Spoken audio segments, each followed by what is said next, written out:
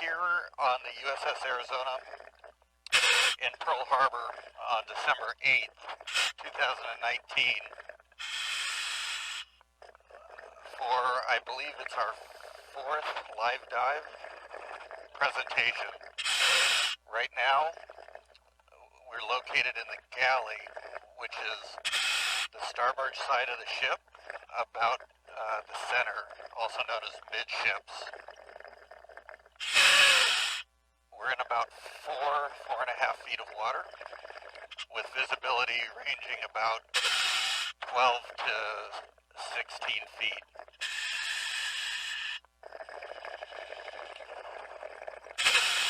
I'll wait till the theater is joining us, and we'll go over the entire plan for the day.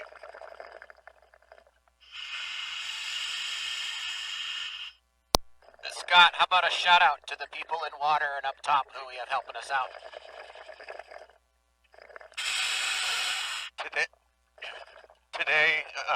this dive is brought to you by the National Park Service with the generous support of Pacific Historic Parks and their donors.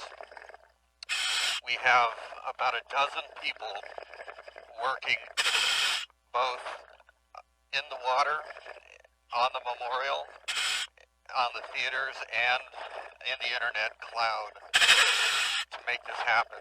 It's a very intertwined group of people that have worked wonderfully together.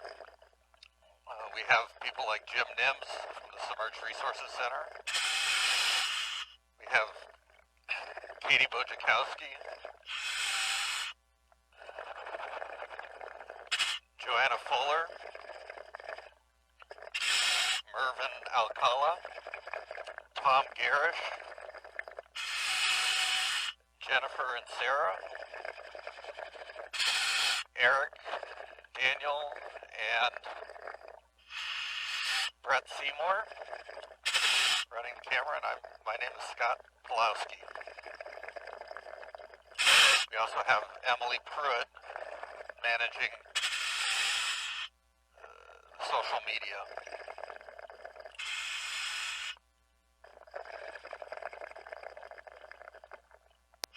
I'm certain that we have forgotten some people, but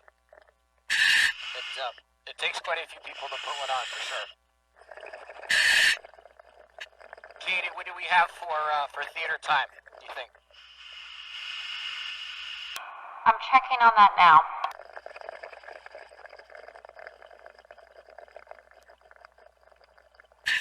The other thing, just to jump in, Scott, to mention is this is the first year that we've partnered with the Paralyzed Veterans of America, and hopefully they're streaming this up on their site as well. We have a few of their members with us in a Wounded Veterans in Park project that we're running. We ran it last week, we're running it again this week. They're participating in the live dive as well. So that's a new addition that's a new addition to our partners as well.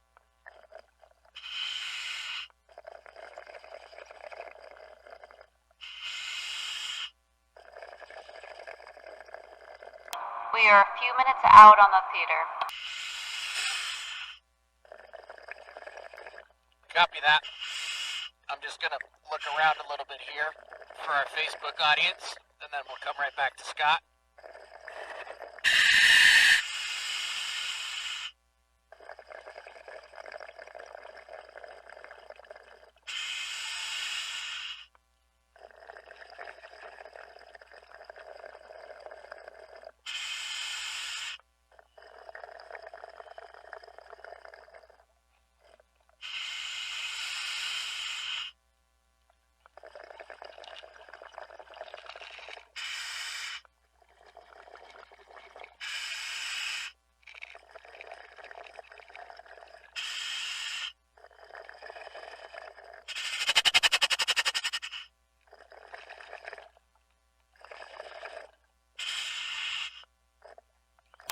Theater is ready.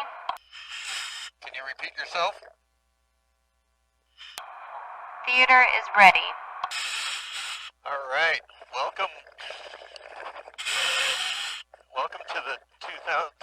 8th, 2019 live dive with the National Park Service, brought to us by, or supported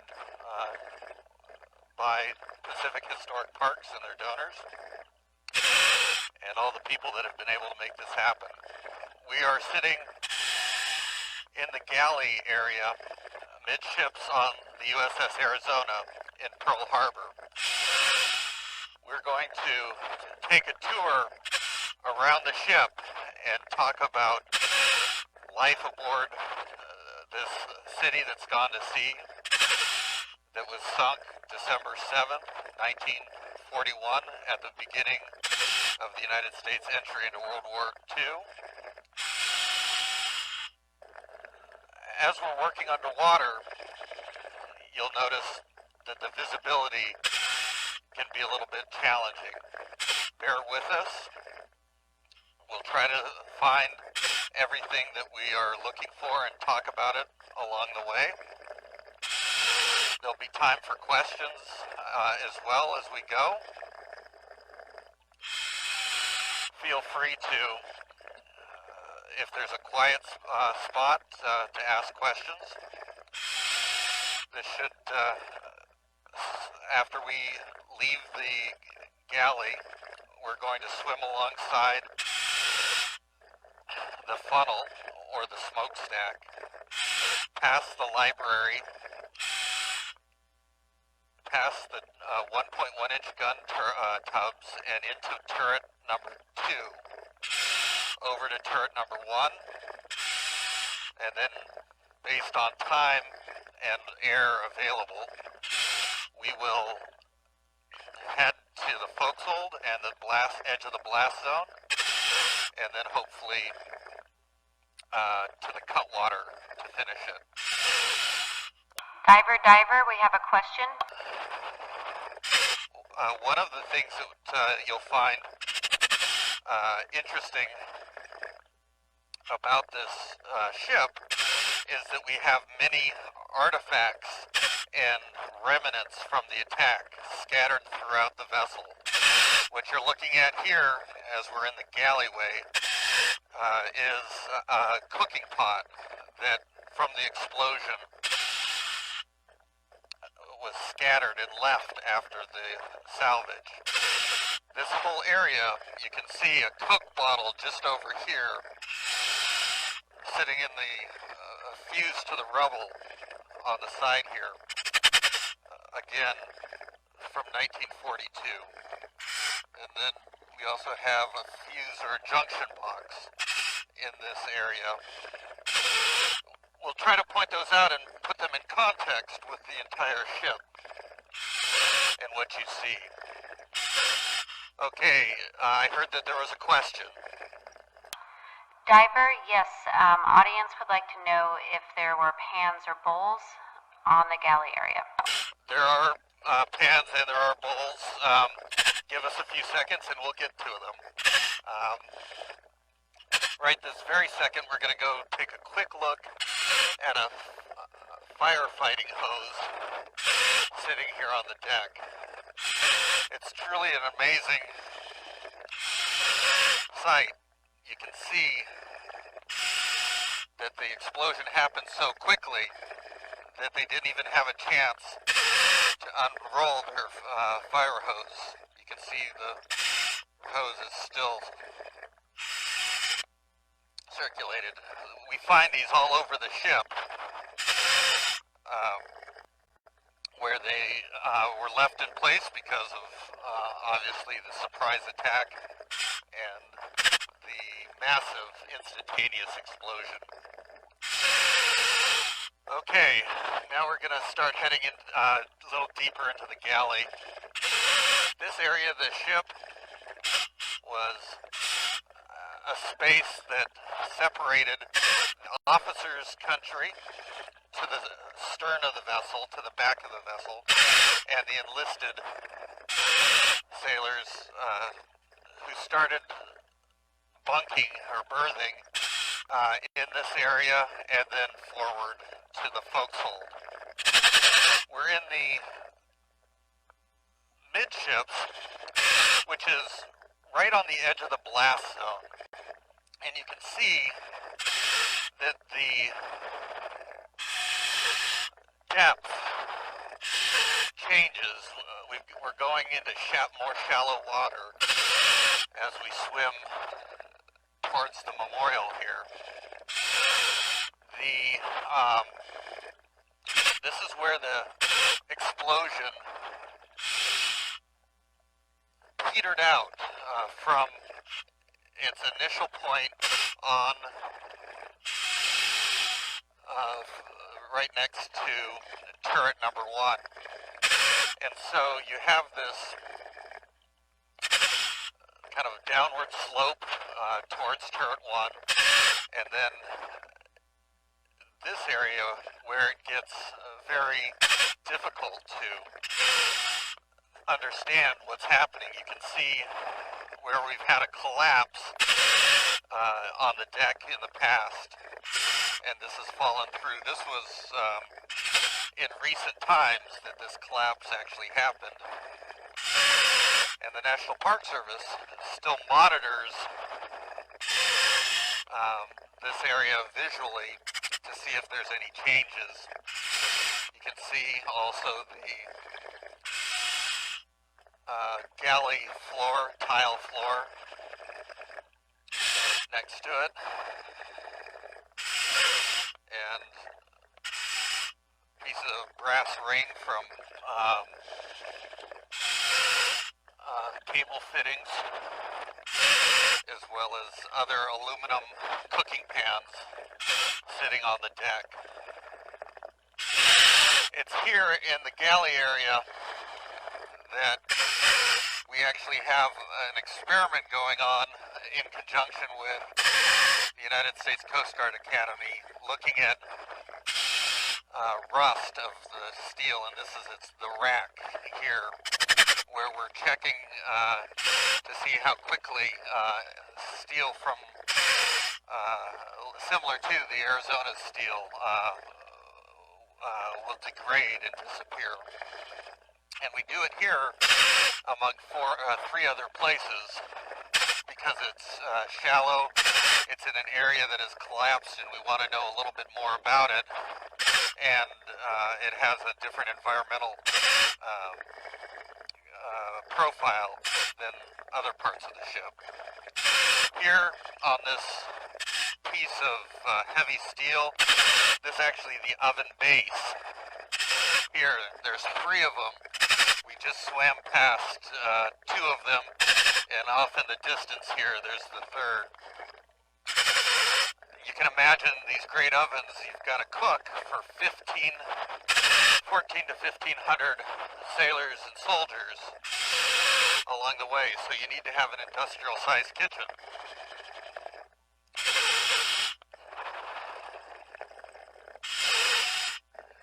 Now you can see this area throughout has storage lockers. Let's see if you can sort of see it off in the distance here. These are where they would keep stores of plates and bowls and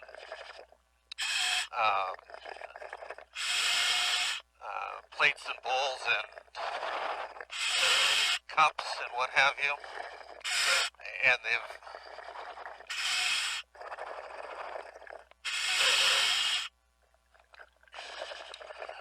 because of the explosion, they've scattered throughout the ship. Here's one of the areas here. Right here we have the bowls. We also find silverware on occasion. You can see here's a vessel. Where are we? Here we are. Soup bowl.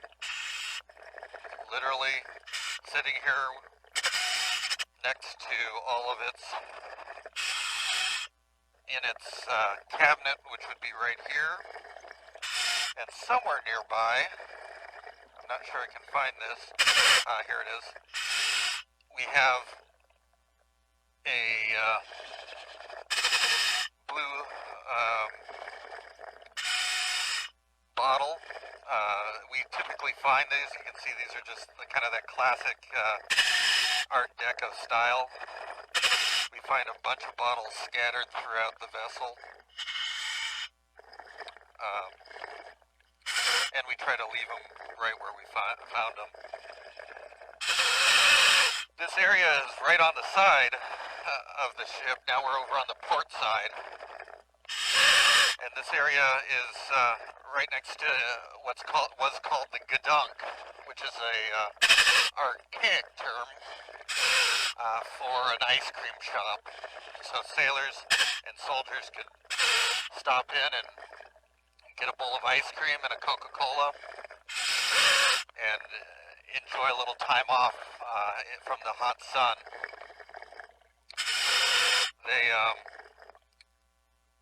reportedly, as the war went on, ice cream consumption in Hawaii was substantial for both the Navy, and they actually built ships that made ice cream and delivered it to other ships.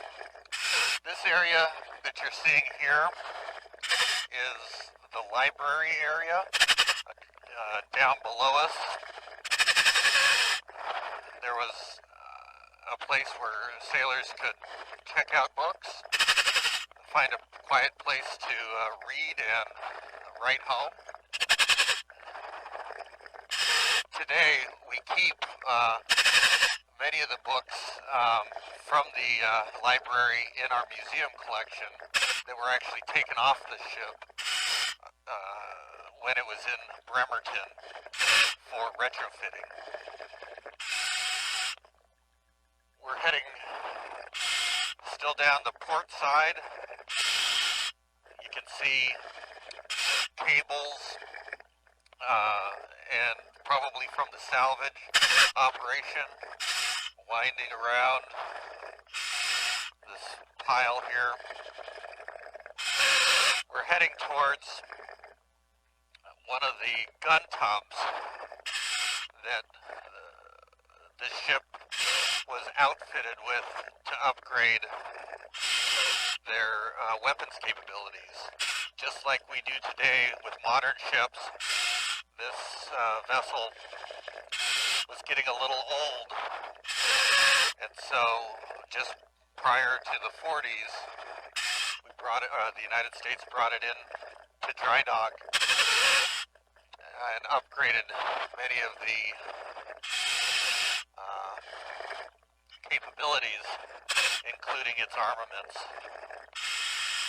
This here is the gun tub, 1.1 inch. You can see that it's circular, and you can imagine 4 guns firing away. And that's in anticipation that the age of the battleship was coming to the end, and aircraft had to be accounted for in terms of armaments.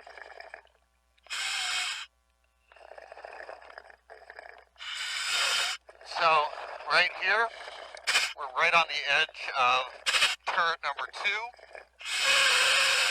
You can see on each side this massive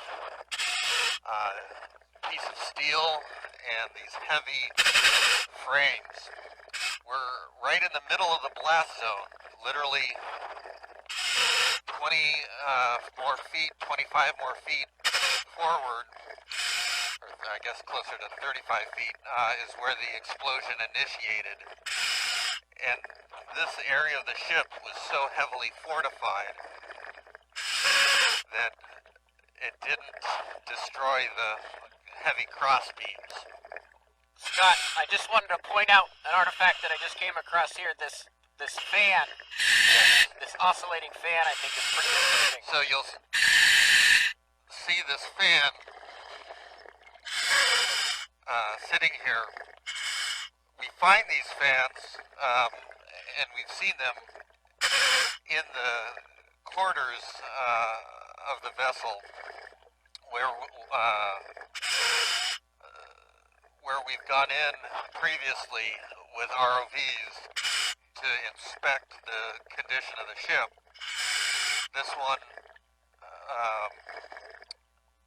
may have been moved by the blast or fell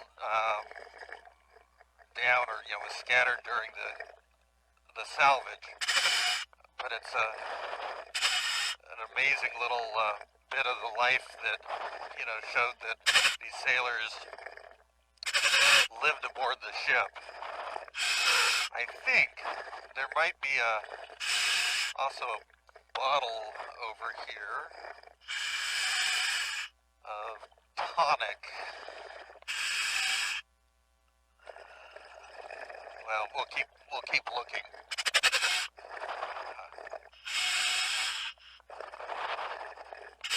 You can imagine that everybody in this area instantaneously died, so they didn't even have a chance to fight or experience the war whatsoever. There was 1,177 sailors and soldiers on board, and today over 900 of them are still on board because of the decision to leave the ship in its place and make it a war grave, a place where we still inter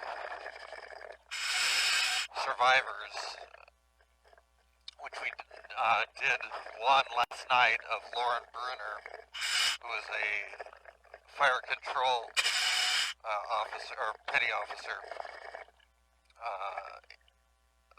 on the ship. What you have in front of you here, this is a iced tea or water pitcher. You can see it's actually silver. This pitcher we hadn't found until maybe 8 years ago. We'd been swimming over it a number of times, and eventually the sediments shifted, and we were able to recognize that was a pitcher. Even though it's shiny and big, there's so much change here on the vessel that that even we're a little surprised by it. So this is the edge. This is the bottom side of the turret 2 of the embrasures. We'll show you the top side here in a bit, but this is where the barrels would have rested. Looks like we have a nice little school of a lua or something swimming by us. Not sure what that was. So now we're on the top side, I'm sorry, the top of turret number 1. This is where the bomb that detonated the forward magazine glanced off the side of this. You can imagine these things are tons and tons of steel and heavily armored, and the 800 kilogram bombs that the Japanese were using, which were modified projectiles, couldn't penetrate it, but it still had enough force to glance off and go 3 decks down to the ship. Actually, Brett, take a look. This is that hydrogen sulfide coming up. I'm not sure if you can see it or not.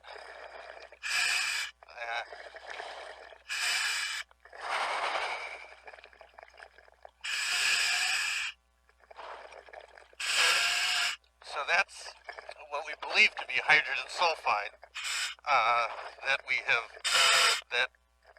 when the ship degrades or rusts, there's a byproduct of hydrogen sulfide that comes off.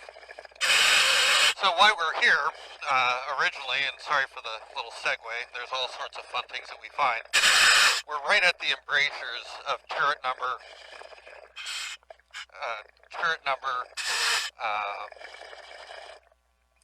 1. This is the part of the turret that allows the ship to, or the guns to articulate and elevate, so they can fire a 14-inch projectile about approximately 17 miles that weighs roughly 2 tons. Scott, just to interject here, one of the things that's always fascinated me about this particular swim that we're doing right now is just how massive these guns are. It feels like you start swimming and you think you should be at the end very, very soon, but you keep swimming and swimming. I'm gonna pan back here a little bit just for some scale. Get you in the frame. You'll drop down a little bit on top of the guns, just so we can get a sense of scale.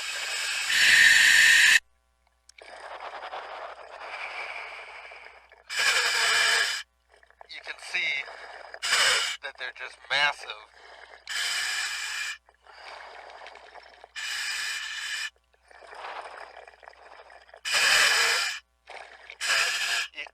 You can see that they're just massive here. I mean, I can barely get my arms maybe halfway around, and this is right at the end. You know, they're well over 50 feet long, and in the 80s, institutionally, it was forgotten that these were still on the ship. The other turrets had been salvaged and then reused where possible at Battery, Pennsylvania and Battery, Arizona, here on Oahu. Let me get out of the shot just a little bit so you can see. We're also getting down a little deeper now. We're down around 22 feet. The visibility is, because we're a little deeper and the sun is setting, it's going to be a little darker, a little harder to visualize. You can also see on these barrels substantial growth, biophagy growth. That's coralline algae, sponges,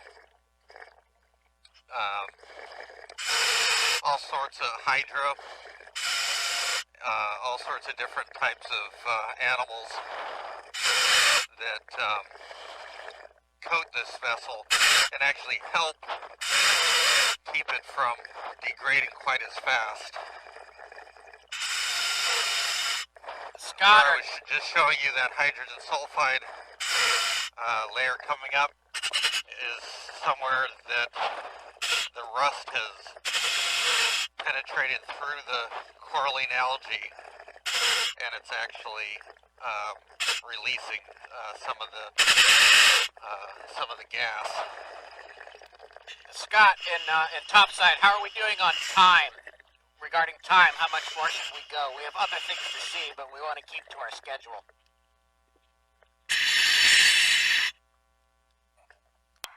Diver, you're good on time, but should keep moving. Okay. So our next stop is going to be one of the more interesting areas of the ship.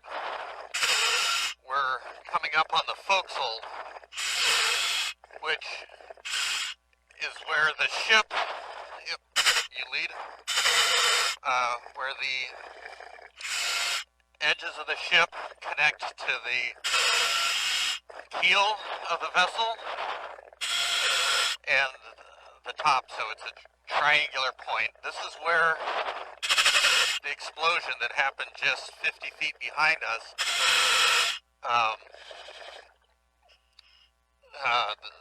hits the most structurally sound portion of the vessel and literally breaks it free. So there's another, say, 40 feet of ship in front of us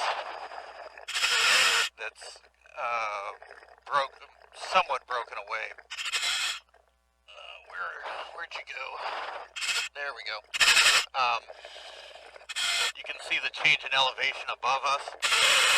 Where I'm taking you is up underneath a piece of metal that's collapsed in this explosion, and in here, this is an ammunition locker, or what's left of an ammunition locker, and you can see, I'm just going to pick up a piece here. We have a 50 caliber bullet, and there's all sorts of them scattered through the mud here. There are still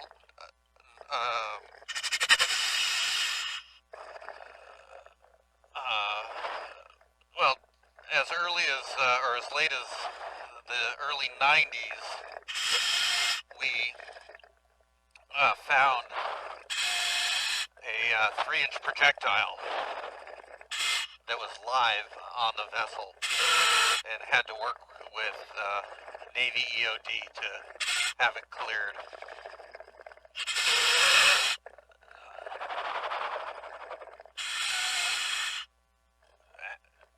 Directly after the attack, everybody was anticipating further Japanese aggression. And so, as part of the salvage, some of the first things that they attempted to salvage were guns, ammunition, projectiles, things of that nature.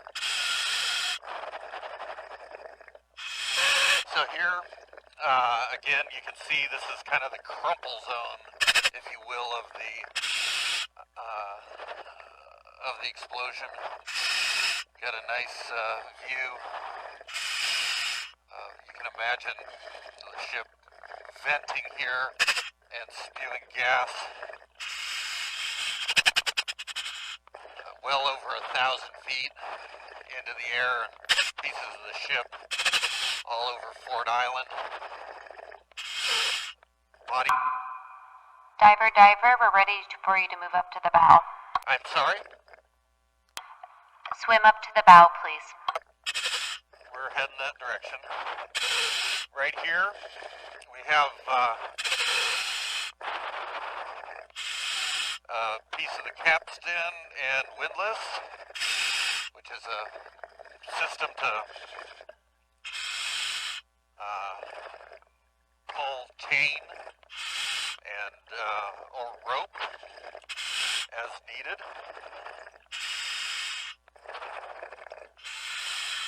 Now somewhere up here we have some wood decking, and what's really interesting about this wood decking as opposed to here's some wood decking further back on the ship is that there's actually some burn marks and some contours to it that you don't see. You can see it's a wonderful texture to the ship. Everything's kind of hard and scratchy and cold, if you will, whereas this is warm and smooth. It's a very there are a number of senses, both sound as well as feel and visual changes that make this ship absolutely fascinating. So, right in this area would be the, here it is, a piece of the old original memorial. It's a little hard to see here. These were stanchions that stood up out of the water so that the ships and people could see that this was a vessel, sort of an aids to navigation. When they decided to tear it down, instead of removing it, they just put all the pieces on the deck, and they stay there today. So this is the cutwater here, 600 feet. Behind us is the stern. You can see that it's very, very narrow. Water being what it is, you need to have good water dynamic designs to make the ship fast enough and maneuverable enough. And this is one of the places it starts. You can see a beautiful picture of the bullnose, where the ship deck rolls over the top of the vessel. And as we head back towards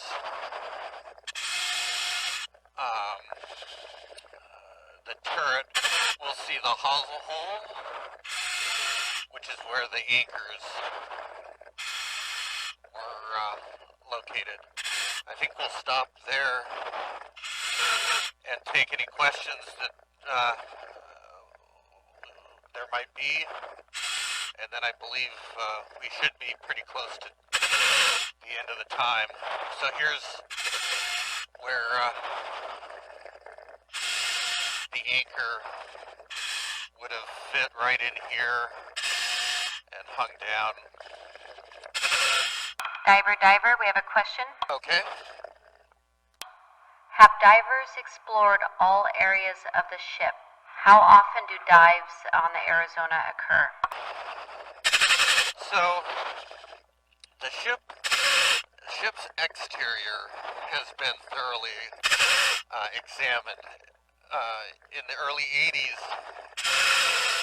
the Park Service surveyed the ship from tip to toe and created some beautiful drawings.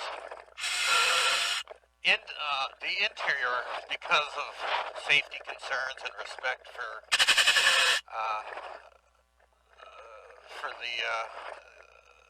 the dead, we've never penetrated it as part of the Park Service's mission. We have entered with an ROV after consultation with the survivors, but there's probably no place that hasn't been explored on the outside of the ship. Diver, we have a question. Okay. Are there still torpedo shells or unexploded ordnances? I don't know about torpedoes, but there is certainly unexploded ordnance. As I mentioned, we found the 3-inch projectiles. There were a lot of ammunition magazines on the ship, and I can't imagine that they're not some still not on board. We don't find them, or we haven't found any recently, except for those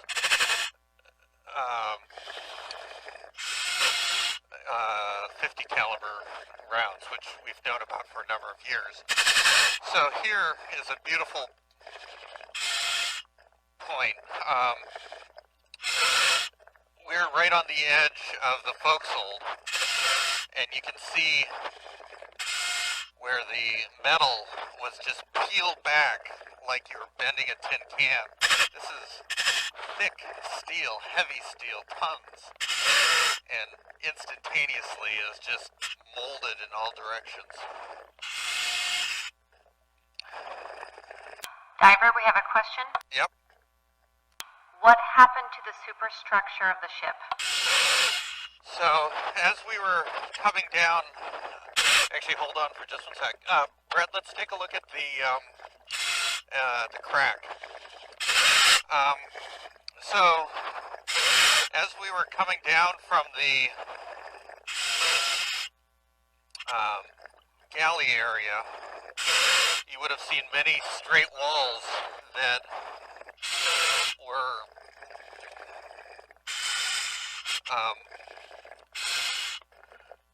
that looked like they were half walls or cut off. And during the salvage operations, what happened was that the entire superstructure was literally cut off right at the main deck and placed on a barge and shipped over to Waipio Peninsula.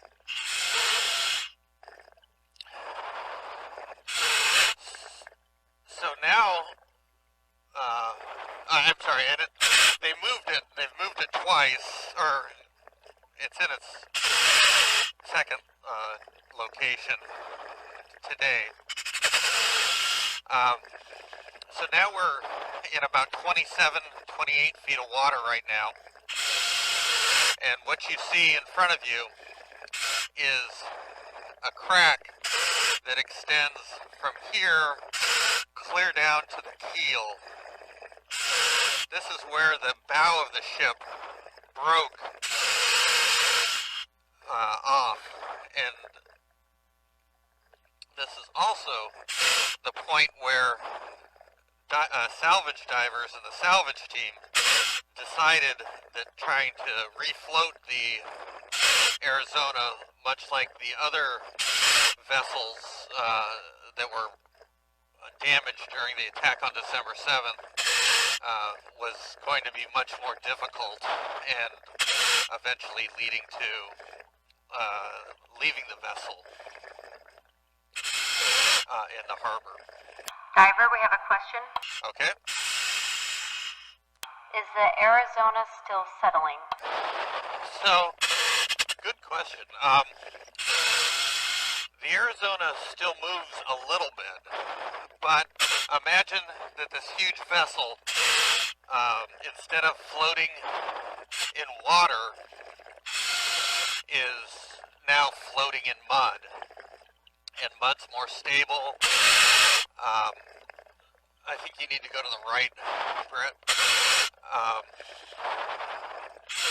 The mud is more stable and viscous than water was. And so when we come out and survey the ship every between 2 and 4 years, depending on funding levels, we only see changes in the millimeter level. Like, I think the last one was maybe 11 millimeters, 14 millimeters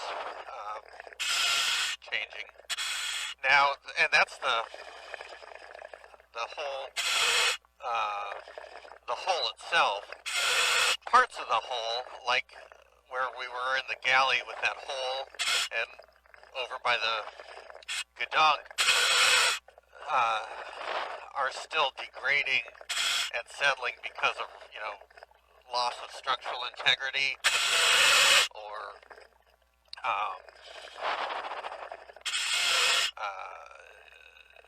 the fact that it's just getting old. So right here we're between turret 1, turret 2. We're down around 20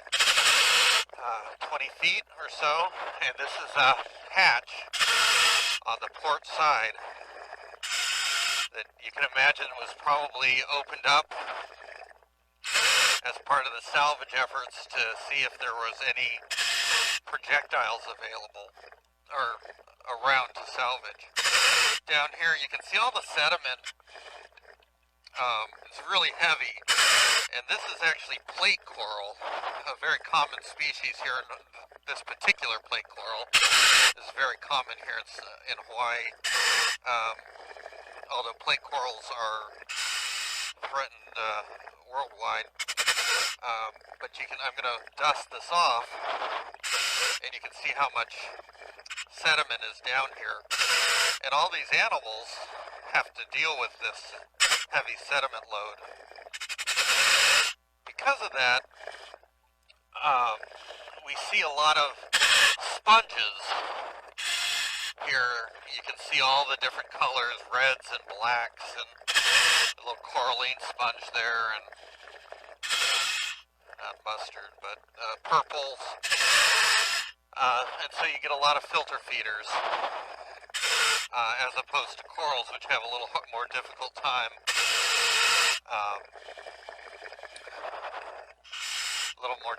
Difficult time handling the sediment. Here's a great picture of that coral. Here, this one's in wonderful shape. Diver, we have a question.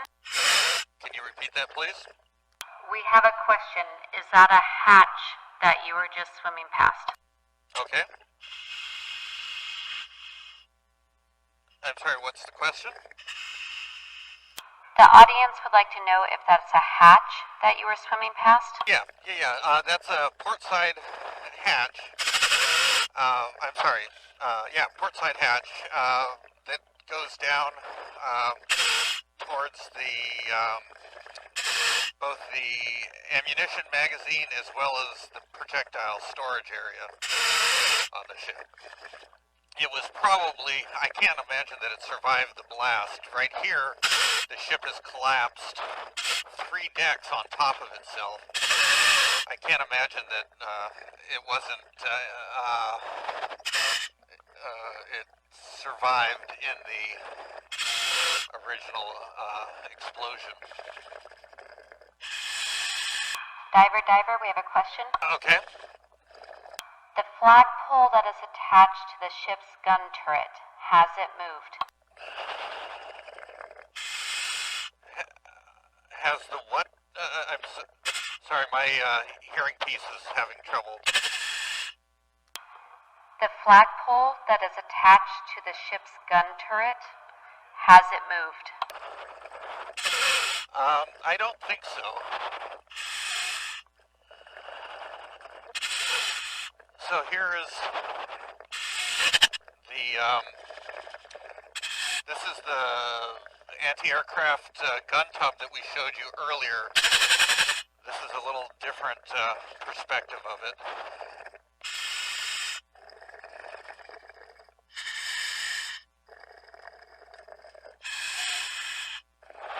Now you can see also there's been a lot of fish in this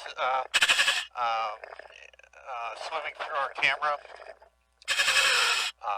Pearl Harbor, even though it's an active military base and has a long history of human utilization, still supports a large population of fish. We frequently see some that are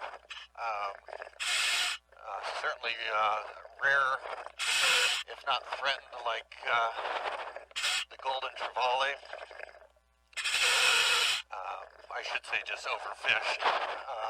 But there's also, this is a reef here in the middle of Pearl Harbor. Diver, Yes. we have just a few minutes left, but one question. Do we do dives on the US Utah, and what have we found? Hold tight, I'm hooked on something. We also, yes, I think I forgot to answer the question on how many dives do we do on the ship. So, Arizona, we dive a minimum of 16 dives a year to do maintenance, and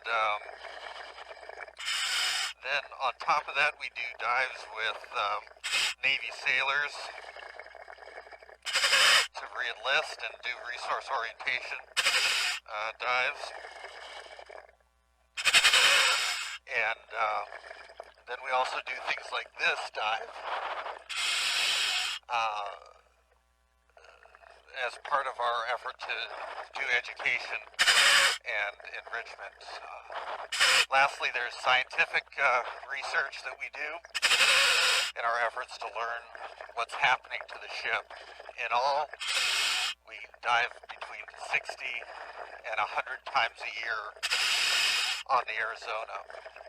On the USS Utah, it's a little different because we don't do as much research on the vessel, but we dive approximately 6 times a year to do aid to navigation work, and then perhaps another 15 times to do research and collect data as needed, as well as to inspect to make sure that the ship, both ships, which I did forget to mention on the Arizona as well, that both ships aren't having any major changes that would lead to a surprise.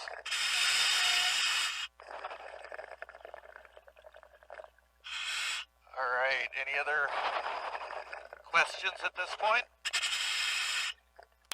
Yes. Do you ever go into the engineering spaces? No, we don't. Diving in places that have an overhead environment are very dangerous, and so from a safety standpoint, we don't like to go into vessels at all. From a respect standpoint, which is also an important concept here, we don't want to disturb the vessel, or disturb it as least amount of time as we can. And there's also something about being able to use like an ROV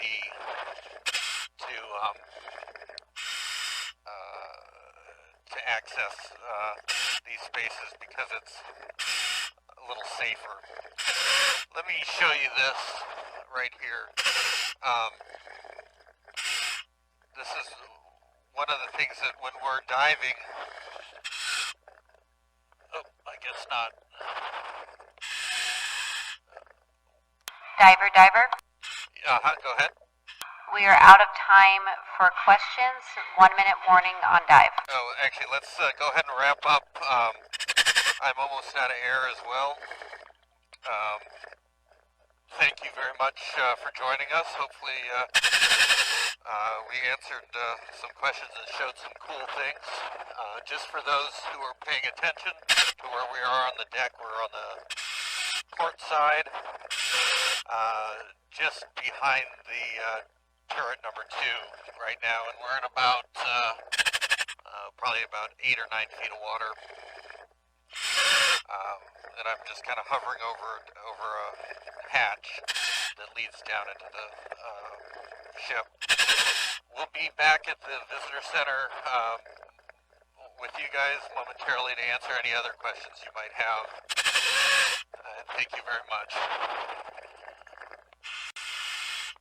Divers, thank you for a great dive.